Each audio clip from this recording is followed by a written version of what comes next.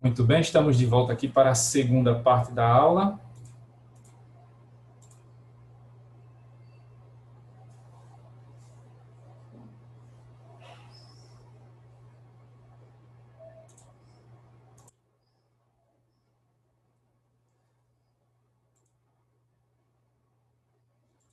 Deixa eu só terminar aquela parte. Eu tinha prometido voltar, não esqueci não. Eu tinha prometido falar do Enix, né? Mas deixa eu terminar a partezinha que eu estava falando do julgamento de Nuremberg, porque aí a gente não quebra o raciocínio, né? Então, vou voltar aqui, eu termino essa parte, aí, quando eu terminar essa parte do neoconstitucionalismo, aí eu falo para vocês sobre o Enix, que está chegando aí na próxima semana, né? Bom, então, só... Boa noite, Elisa.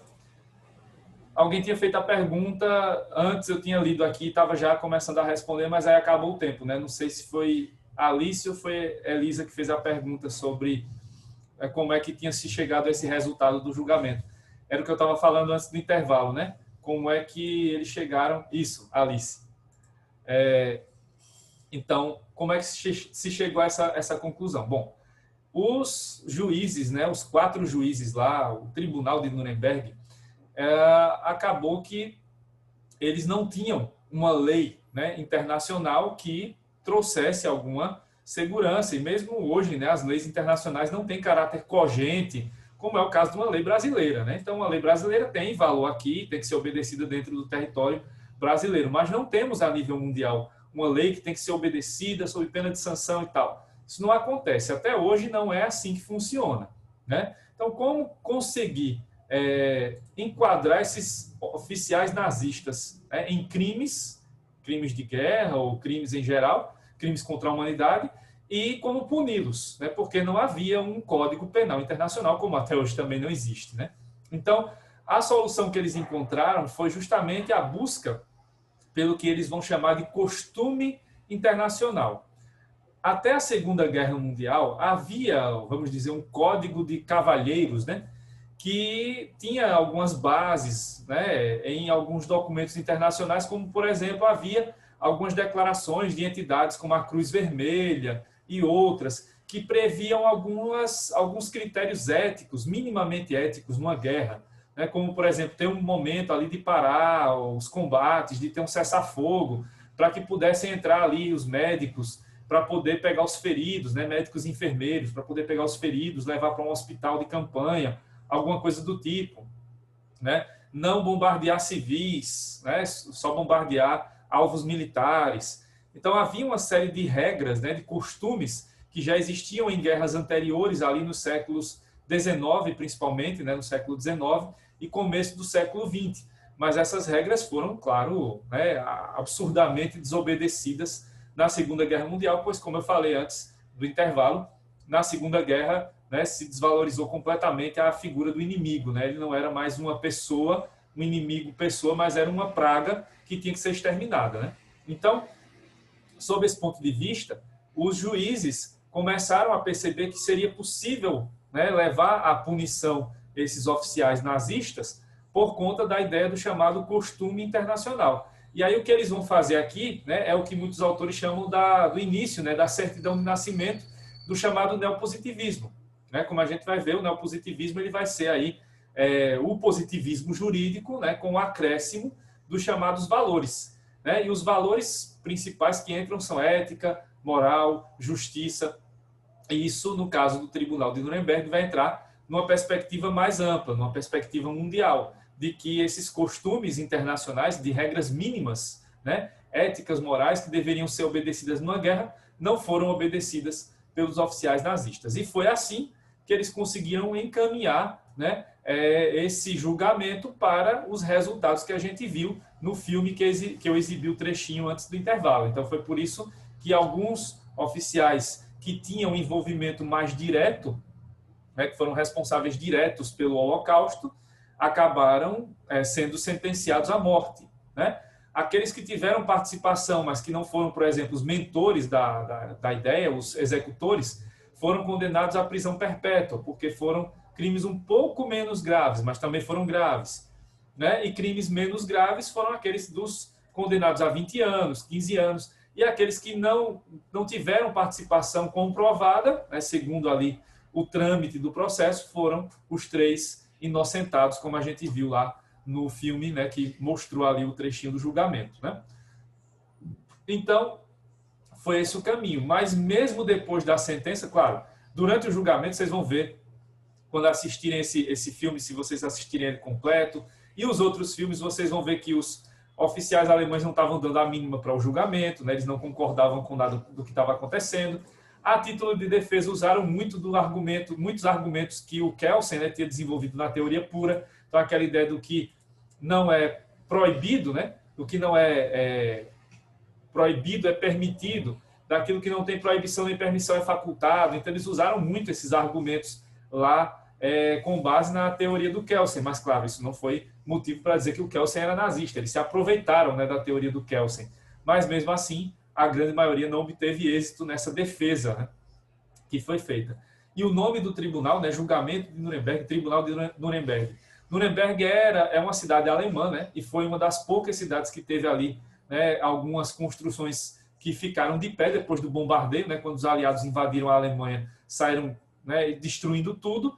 Nuremberg era a cidade que tinha lá a sede do parlamento, né, e aí foi o que sobrou ali para fazer lá o tribunal, né, esse tribunal específico. E aí, como eu disse, né, depois que o julgamento foi feito, o tribunal se desfez e não se repetiu mais.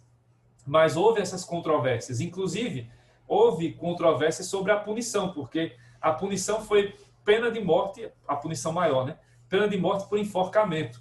Só que os militares acham, né, pensam que esse tipo de punição é uma desonra, porque uma morte honrosa para esses militares nazistas seria a morte por fuzilamento. Então, eles não queriam ser enforcados, mas fuzilados.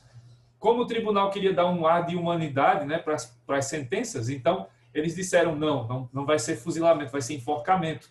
E aí muitos oficiais que foram condenados à morte se mataram na cadeia antes de cumprir lá a sentença capital, porque eles não queriam morrer de forma desonrosa. Então aconteceu muito isso também, né, durante os desdobramentos do julgamento. Então foi um passo, né, a mais que foi dado aí para se construir as bases desse que é chamado desse movimento aí, dessa fase que é chamada de neoconstitucionalismo, né, com o surgimento do neopositivismo.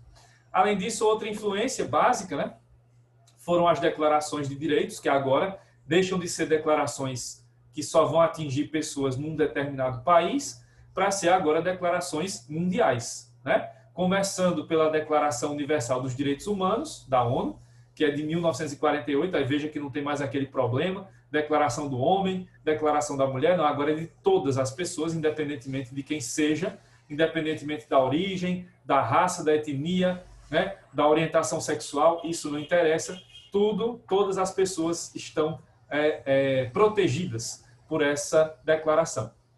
Só que, como o nome diz, é declaração, apenas foi um atestado, né, esse é o entendimento majoritário, é um atestado de existência dos direitos, né?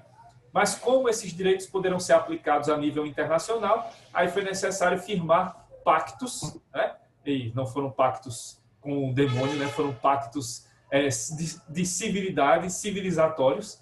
Então, os pactos de direitos civis e políticos e o pacto de direitos civis e políticos e o pacto de direitos econômicos, sociais e culturais, que foram esses que, né, de maneira separada, garantiram aí, de um lado, direitos civis, direitos políticos, os direitos de liberdade, e do outro lado, os direitos sociais, né, que a gente chama, em geral, direitos sociais, que são os direitos econômicos, sociais e culturais.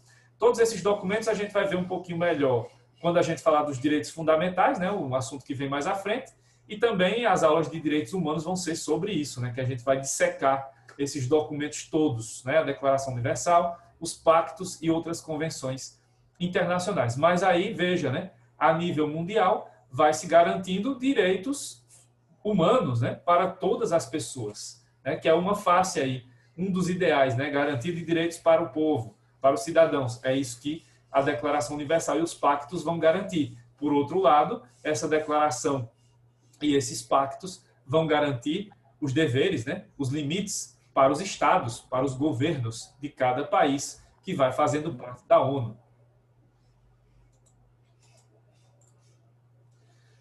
Outra influência fundamental, né, foi essa mudança do modelo de Estado legislativo de direito para o modelo de Estado constitucional de direito.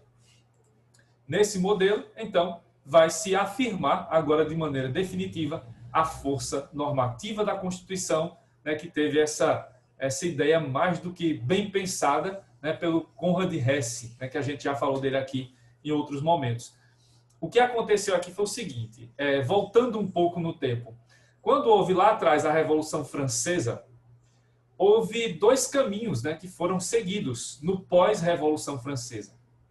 De um lado, os ideais do constitucionalismo foram, né, de certa maneira, mantidos ali, a depender do momento histórico da França, mas, por outro lado, surge um movimento, né, que é o da chamada codificação, em que vai ser, né, leis que eram espalhadas, né, vão ser agora concentradas nos chamados códigos, como, por exemplo, o famoso Código de Napoleão, né, que é o Código Civil francês. Não sei se o professor Ângelo já chegou a falar isso com vocês, mas o modelo, né, da codificação, né, que tem aí o Código Civil Brasileiro, o Código Penal como os principais, né, esse movimento vai acabar fazendo uma distinção aqui, uma separação entre os ideais do constitucionalismo lá na França, isso também vai se espalhar pelo mundo, né? Porque, de um lado, vai se dizer, né, no pós-Revolução Francesa, que a Constituição é a lei fundamental do Estado. Então, as normas que vão garantir a separação de poderes, as maneiras pelas quais os governos vão poder ser exercidos, vão estar na Constituição. Por outro lado, o Código Civil vai passar a ser considerado como a Constituição do indivíduo, né? Porque lá no Código Civil estão os principais direitos de liberdade, os direitos individuais, né? Então, esse movimento, né, que acabou separando os ideais do constitucionalismo, acabou levando para o entendimento de que deveríamos estar agora sob o momento do chamado império da lei. Né? Acho que vocês já ouviram falar alguma vez na vida dessa expressão, né, do chamado império da lei. E o império da lei foi levado às últimas consequências lá, já no século XX, né, no momento ali em que houve a Primeira Guerra e principalmente a Segunda Guerra Mundial. Então, viu-se que esse momento, né, de que essa consideração dessa divisão, né, Constituição para o Estado e Código Civil para os cidadãos, não era a mais adequada. O império da lei não era a forma mais adequada de garantir os ideais do constitucionalismo. Então, no pós-Segunda Guerra Mundial, vai ser resgatada a força que a Constituição deveria ter sempre tido, né? A força que coloca a Constituição, a ideia que se coloca da Constituição como a norma fundamental, como a norma suprema. Então, isso vai reaparecer, né, no pós-Segunda Guerra. E aí vai se fazer essa transição, né, do império da lei para a chamada supremacia da Constituição. Então, a ideia da supremacia da Constituição vai ser fortalecida, né, no pós-Segunda Guerra, principalmente com as ideias do Konrad Hesse, e depois isso vai cada vez se intensificando nos últimos anos. Além disso, outra influência, né, que é a inserção, a número 6 aí, a inserção dos valores ética, moral e justiça, junto à interpretação do direito constitucional positivo. Essa é a marca do chamado neopositivismo. Então, nessa fase do positivismo, né, a nova fase do positivismo, não vai se esquecer do direito que está lá garantido na lei. Não vai se esquecer do direito que está positivado na lei e na Constituição. Agora, o que se vai fazer aqui é um acréscimo. Além da lei, vamos também ter que interpretar o direito conforme os valores. Mas aqui não é uma coisa, vamos colocar os valores acima do direito positivo. Não, eles têm que vir juntos. Então, virá o direito positivo, né, vem a lei, vem principalmente aqui falando de constitucional, né, vem a Constituição e junto com a Constituição vem os valores. 3 valores fundamentais de início: ética, moral e justiça. Né? Desses 3 vão derivar vários outros. Né? Cada país vai adotando, né, a sua carga específica de valores. A nossa Constituição de 88 vai ter a sua carga específica de valores, né, lá bem colocada, bem estabelecida, nos chamados princípios. Né? Mas é importante destacar que esses valores, eles não devem ser usados aqui, né, de acordo com perspectivas subjetivas, né? Não é o que eu penso sobre ética, não é o que eu penso sobre moral, não é o que eu penso sobre justiça. Da mesma forma, não é o que o Stoney pensa, não é o que Filadélfia pensa, Thelma ou Marcelo, que são os 4 que estão aqui abaixo de mim no videozinho, né, que está aparecendo para mim. Então, não é o que a gente pensa, cada um de nós separadamente. É o que todos pensamos. Então, os valores ética, moral e justiça são os valores fundamentais da sociedade como um todo, né? Então, não é a visão do juiz que vai aplicar a lei, não é a visão do juiz que vai aplicar a Constituição, não é o que ele pensa, é o que a sociedade como um todo pensa. Então, aqui não é uma perspectiva subjetiva, é uma perspectiva objetiva, né, desses valores sendo usados aí para interpretar o direito constitucional. Então, mais uma vez, repetindo isso, para ficar bem claro, o neopositivismo ele não coloca para escanteio, ele não vai excluir o direito positivo. Ele vai considerar o direito positivo e vai acrescentar ao direito positivo os valores. Esses 3 aí de início e depois outros que virão, que são chamados princípios, né, que hoje cada Constituição, como a de 88, vai ter os seus princípios lá garantidos, certo? Então, a ideia aqui não é excluir, não é tirar o direito positivo e jogá-lo fora. Não, o direito positivo continua sendo super importante. O que é interessante aqui, o que é importante, fundamental, é a aplicação conjunta, né, do direito positivo com os valores, certo? Mas, como eu já falei disso aqui em outro momento, não quer dizer que tem um princípio, então eu vou aplicar o princípio e afastar a regra. Não, você vai usar os dois, né? Inclusive, a maioria da doutrina vai dizer, se houver conflito entre princípio e regra, que valha a regra, porque a regra é o direito positivo, né? O princípio fica para um segundo momento, certo? Então, esses pontos têm que ser observados para evitar decisões casuísticas. Quando eu falo decisões casuísticas, são decisões de momento, né? O que passa na cabeça do juiz é o que ele decide. Não. E cadê a lei? Cadê principalmente a Constituição? Então, nenhum juiz pode aplicar a Constituição e a lei da maneira que ele quer, mas da maneira que está lá escrita, né? Isso é importante, isso é fundamental também nesse momento aqui. Apesar de que tem, né, na característica, na influência número 7, a questão do ativismo judicial, né, que é um ponto aí de muita crítica nos últimos anos ao Poder Judiciário, né, porque muita gente critica o fato de que juízes estão se tornando ativistas. Não é bem assim, né? Há algumas decisões que realmente são necessárias diante da inércia, né, do Poder Executivo, do Poder Legislativo, como eu já falei aqui, por exemplo, no caso da saúde, da educação, da greve no serviço público, foram decisões fundamentais, né? Mas isso não substitui o fato de que essa atuação excessiva do Poder Judiciário mostra que tem alguma coisa errada com a nossa separação dos poderes. Porque um Poder Judiciário, né, que está ali numa estrutura de separação de poderes correta, não precisa ser ativista, né? Por quê? Porque ele não vai precisar cobrir espaços vazios deixados por presidentes incompetentes e por congressos que são inertes, que não querem cumprir o seu papel, né? Então, essa é a ideia aqui, né? De que o ativismo judicial ele deveria aparecer só em casos muito particulares, né? Em situações de extrema necessidade, de emergência. Então, não deveria ser a regra, mas sim uma exceção, né? Para ser aplicada só em casos muito particulares.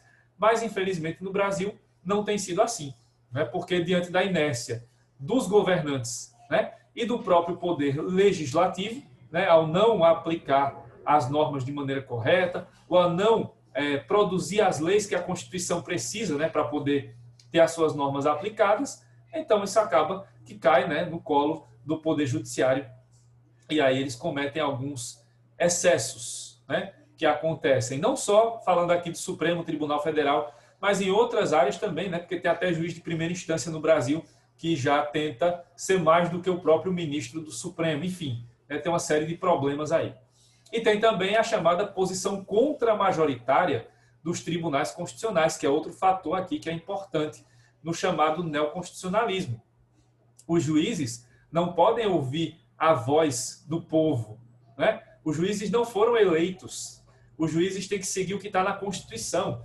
E muitas vezes, para que eles possam proteger a Constituição, os direitos e tudo mais, eles vão agir contra os interesses da sociedade.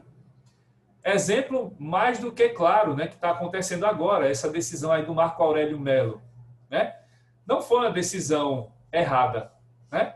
Por pior que seja o caso, né, de ter liberado lá um traficante do PCC e tudo mais, mas ele agiu conforme a lei, ele agiu conforme a Constituição. O erro não foi dele, o erro foi do promotor que não cumpriu a lei, né? A lei é muito clara, com a reforma que foi feita ano passado, né, o Código de Processo Penal obriga o promotor a solicitar a renovação da prisão preventiva. E o promotor do caso não fez, o procurador, né? Então, aí a decisão do Marco Aurélio Melo mostra a falha geral do sistema, né? Porque o erro não foi dele, né? O erro veio lá de trás, porque o promotor não pediu a prorrogação da preventiva. Se ela não foi pedida, então não tem como ser concedida. Automaticamente o juiz não tem esse poder. Então o Marco Aurélio Melo seguiu o que está na lei e na própria Constituição. Ninguém pode ficar preso, né, sem ter passado ali pelo trânsito em julgado da decisão. E sendo prisão preventiva, nem julgado o cidadão foi. Aí vem outro problema. Cadê o Poder Judiciário que ainda não julgou esse caso? E agora é tarde, né? Porque o cidadão já está fora do Brasil, inclusive, né? Então, provavelmente nem tão cedo será pego, né? Porque tem muito dinheiro aí para, né, conseguir concretizar a fuga. Então, isso é só um exemplo, né? Mas tem vários outros casos em que o Supremo se posicionou contra os interesses do povo. Mas a ideia aqui não é seguir a voz do povo, né? Porque a voz do povo não é a voz de Deus, né? A gente está vendo isso muito claramente agora no século XXI, que em alguns momentos a voz do povo está mais se aproximando da voz do demônio do que de Deus, né? Muito pelo contrário, né? Se a gente deixar o povo agir, daqui a pouco vai estar todo mundo se matando no meio da rua, né? Porque do jeito que o povo está com sangue no olho, né, vai saber o que vai acontecer. Mas, enfim. Então, a posição contra a majoritária é importante para defender, né, para marcar a posição e para marcar a defesa aqui da Constituição, porque o Poder Judiciário, no caso, o Supremo Tribunal Federal e os tribunais constitucionais são os guardiões da Constituição. Então, cabe a eles lembrar a sociedade, olha, a Constituição prevê isso aqui, não é bem assim, né? Então, essa é uma posição também do próprio Supremo Tribunal Federal. Em alguns momentos eles vão errar, claro, né? Ninguém é perfeito, em outros momentos eles vão acertar. E o importante é não seguir a voz do povo, né? Como o Luiz Roberto Barroso falou outro dia aí, em outras palavras, isso, temos que ouvir a voz das ruas. Não, você não está lá para isso não, você não foi eleito, você tem que seguir a Constituição. Mais do que nunca ele, né, que é um grande constitucionalista, que escreveu livros maravilhosos na teoria e na prática faz o contrário, entre outros ministros lá do Supremo. Então, eles têm que seguir mais do que nunca a Constituição, porque se a Constituição está sendo seguida, vamos ter as garantias do constitucionalismo sempre sendo obedecidas. Limites de poder para os governantes e direitos garantidos para os cidadãos. Se essas questões começam a ter aí desobediência da Constituição, hoje pode ser o traficante, amanhã pode ser qualquer um de nós. E aí, se a coisa, né, se esculhambar de vez, quem é que vai nos proteger? Né? Não é a ficção lá do seriado do Chapolin, né? Você não pode gritar, quem poderá me defender? O Chapolin vai aparecer. Não, não vai ter Chapolin, não vai ter ninguém para lhe defender. Então, se não houver defesa da Constituição, e se não tiver um tribunal que faça essa posição firme de guarda da Constituição, não vai ter ninguém que nos defenda. E aí é muito bom quando você vê o outro lá passando por isso. Mas um dia isso pode chegar a acontecer com você ou com um familiar seu. Aí a coisa muda de figura, né? Nessa visão individualista que a nossa sociedade tem. Exatamente, esse é o problema, né? A Alice está falando aqui. Eles estão querendo agradar o povo, e não é essa a intenção, né? Os juízes não estão para agradar o povo, né? Os juízes estão para cumprir a lei e, principalmente no caso do Tribunal Constitucional, para cumprir a Constituição, mais do que nunca, né? O livro sagrado de um Estado laico não é a Bíblia, é a Constituição. Né? Não é nem para falar, isso é uma coisa mal comparando, né? Porque não tem livro sagrado aqui. Mas tem um livro que tem que ser cumprido à risca, é a Constituição. Né? Isso, claro, né, dentro dos limites que a própria Constituição prevê, porque ela, né, às vezes vai sendo também desobedecida dentro da sua própria essência, como eu vou mostrar depois a história do tal teto de gastos, né? Ah, tem que cumprir o teto de gastos, mas ele já foi uma inconstitucionalidade, uma aberração, né? Aí, no caso, quando você tem aberrações desse tipo, a coisa pode mudar de figura. Mas quando a Constituição prevê lá os direitos fundamentais e como se separa os poderes de maneira correta, essas questões mais básicas têm que ser obedecidas, sim, à risca, né? Ok, pronto. Então, sobre o neoconstitucionalismo, né, esses eram os pontos aí mais importantes a ser falados. Certo, gente? Aí depois eu vou seguir para a quarta fase, que é o chamado novo constitucionalismo latino-americano. Mas antes disso eu vou falar sobre o evento, né, que eu tinha falado, que eu disse que ia mencionar aqui. Do ENIX e do simpósio de pesquisa docente, tá? Mas antes de passar para os informes, eu queria saber se vocês conseguiram entender tudo, se está tudo certinho, se tem alguma dúvida, perguntem. Ô, professor, só uma dúvida sobre essa questão de julgamento internacional. Há pouco tempo houve outro julgamento internacional de crimes de guerra com aquele conflito lá da Sérvia. Sim, sim. Foi na Suíça, foi aquele já? Não. Ali foi, se eu não me engano, foi o Tribunal Penal Internacional, que é em Roma. Hum, É que depois, isso a gente vai ver quando a gente estudar direitos humanos, mais à frente, né? Não agora no segundo período. Mas depois do Tribunal de Nuremberg, houve outros tribunais que foram criados para tratar de questões específicas de guerras, né, que ocorreram depois, guerras locais, né, entre países africanos, outros países da Europa, etc. E alguns anos atrás, né, cerca de 20, 30 anos atrás, foi criado o Tribunal Penal Internacional, né, que ele serve para julgar também esses crimes agora, né, crimes contra a humanidade. E aí os países vão entrando nesse tribunal, aí não é a mesma coisa de entrar na ONU, já está submetido ao TPI. Para entrar no Tribunal Penal Internacional é preciso que o país se submeta a ele, né, expressamente. O caso do Brasil é um caso de submissão, porque o Brasil, no artigo 5º da Constituição, está lá bem claro, né, que está submetido ao Tribunal Penal Internacional. Então, o Brasil é um dos países signatários do tribunal. Então, esse tribunal já não é um tribunal de exceção, ele é um tribunal criado especificamente para cuidar dessas questões de crimes internacionais. Lá, quando a gente estudar direitos humanos, eu vou falar sobre ele.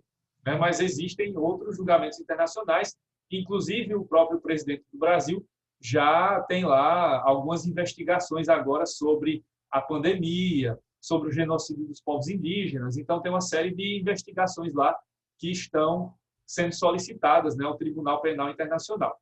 Uma delas foi arquivada provisoriamente por insuficiência de provas. Se eu não me engano, foi sobre a pandemia, o primeiro pedido. Mas o arquivamento pode ser revertido se novas provas forem levadas, né? E aí pode haver processos contra o presidente do Brasil, já houve contra outros presidentes, né? Inclusive sobre genocídio e outras questões, né? E agora, né, nos últimos anos, tem surgido a ideia do ecocídio, que seria essa conduta, né, já não é do genocídio, mas do extermínio de ecossistemas, como queimadas sistemáticas das florestas, do cerrado, do Pantanal e outros biomas. Né? Então, a questão está em discussão, mas houve também um pedido de investigação pelo suposto não, né, que está acontecendo no Brasil, queimada para todo lado, né? Então, já há também denúncia de ecocídio por parte do atual governo. Enfim, há uma série de situações aí, não só que o Brasil está sendo submetido, mas outros países também, certo? Mais alguma dúvida?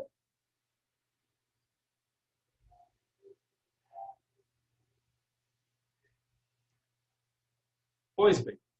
Então, deixa eu mostrar aqui a vocês as programações. Cadê? Tá aqui. Bom, gente, na próxima semana, como eu estava falando aqui no comecinho, né? Na próxima semana vai acontecer o ENIX, né, o Encontro de Iniciação Científica, e o SIMPEDES, que é o Simpósio de Pesquisa Docente. Vocês são aqui do segundo período, ainda não passaram, né, por esses eventos, vai ser a primeira vez, e claro, por conta da pandemia, né, tudo vai ser online, né, como está acontecendo aqui. Então, na próxima semana, na segunda-feira, na terça e na quarta-feira, vamos ter esses eventos, né, o Encontro de Iniciação Científica e o Simpósio de Pesquisa Docente. O ENIX, né, o Encontro de Iniciação Científica, é a oportunidade que a coordenação de pesquisa tem para divulgar os resultados das pesquisas do PIBIC, né, do Programa de Iniciação Científica da CEUNI, projetos que já foram encerrados e projetos que estão iniciando, né? Então, essas apresentações que vão acontecer na segunda-feira e na terça-feira, de manhã e de noite, são para apresentar os projetos do PIBIC, né, do Programa de Iniciação Científica da CEUNI. Então, na segunda-feira, o evento começa às 9 da manhã, né, com a apresentação do projeto sobre decolonialidade e criminologia crítica, às 9 horas. Às 10 horas, um projeto meu e da professora Wiline, né, sobre direitos políticos e multiculturalismo, sobre os indígenas. E às 11 horas, a apresentação de projetos que estão em andamento.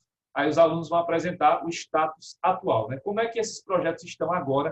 Né? Eles começaram em agosto, então, nesses 2 meses, o que é que eles conseguiram desenvolver? Aí tem 4 projetos: gestão sustentável das águas, outro sobre a contabilidade no setor público, outro projeto que é o meu sobre direito do consumidor, consumo sustentável, e outro da professora Elaine sobre aspectos constitucionais do ICMS.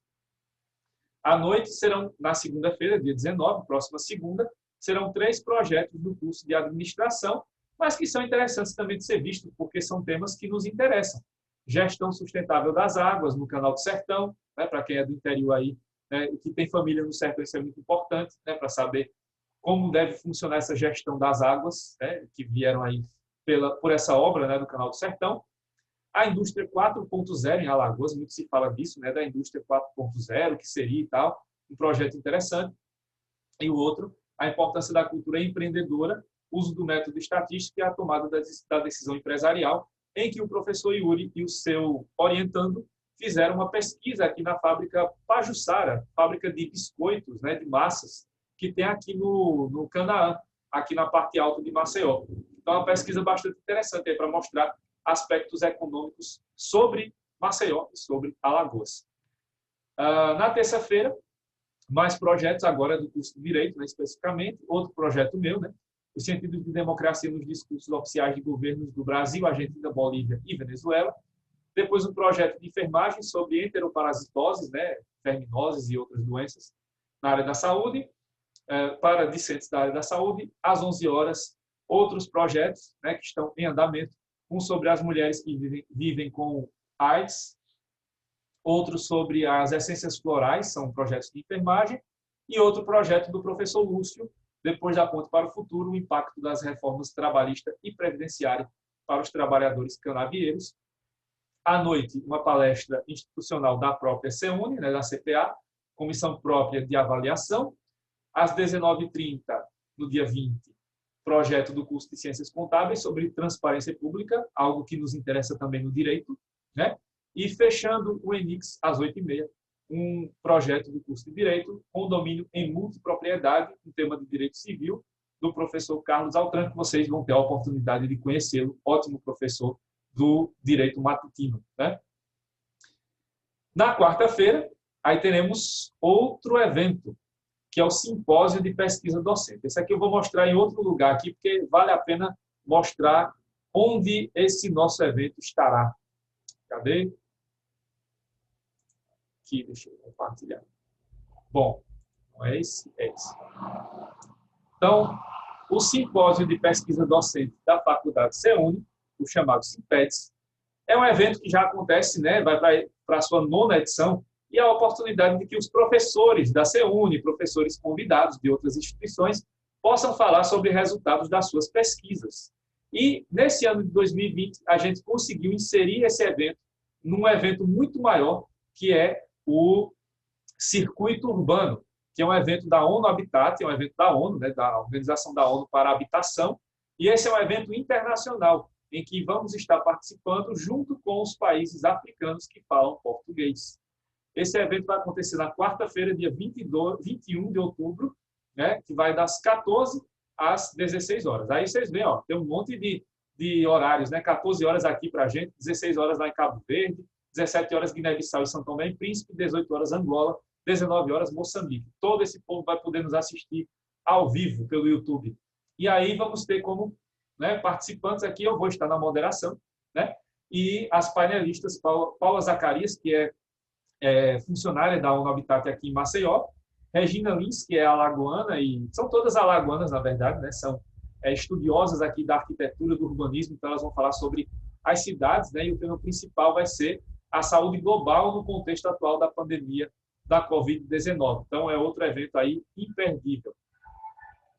Bom, esses eventos todos, né, eles vão acontecer segunda, terça e quarta-feira.